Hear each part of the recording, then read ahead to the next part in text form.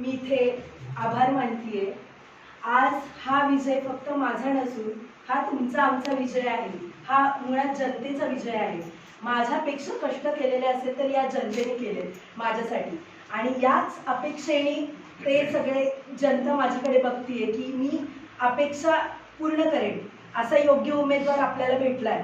या ह्याच्याने तुम्ही सगळ्यांनी मला निवडून दिलं, हे तुमचे आभार मी मानते आणि याची मी नक्कीच परतफेड करीन आणि याच अपेक्षा पूर्ण करण्याची पुरेपूर मी प्रयत्न करेन। आणि सर्वांचा परत एकदा आभार मानते। सर्वांनी रात्रदिवस झटत माझ्यासाठी काम केलेलं आहे आणि तसं म्हटलं तर तुमच्या गावचा विकास हा नक्कीच मी करेन। प्रत्येक आपल्या तालुक्याचा विचार करेन मी, फक्त माझ्या माणगाव मतदारसंघाचा नाही तर तालुक्याचा विकास करेन।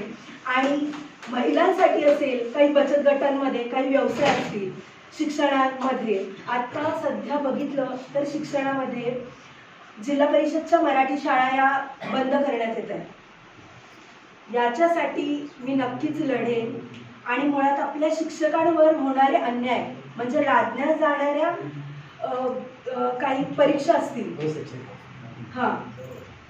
यासाठी आवाज उठवीन। विकास तर आपला हा होईलच, पायाभूत मूलभूत ज्या काही गरजा असतील, रस्ते पाणी, पण आपल्या तालुक्यातल्या महिला सुरक्षित राहायला पाहिजेत।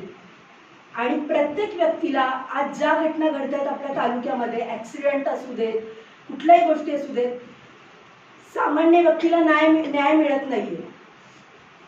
आपण बघितलं आता आडकूरमध्ये सध्या एक घटना घडली, यासाठी न्याय मिळालेला नाहीये। तर या न्यायासाठी मी नक्कीच लढेन। फक्त विकास होणार नाही तर आपला तालुका सुरक्षित होईल याकडे मी लक्ष देईन।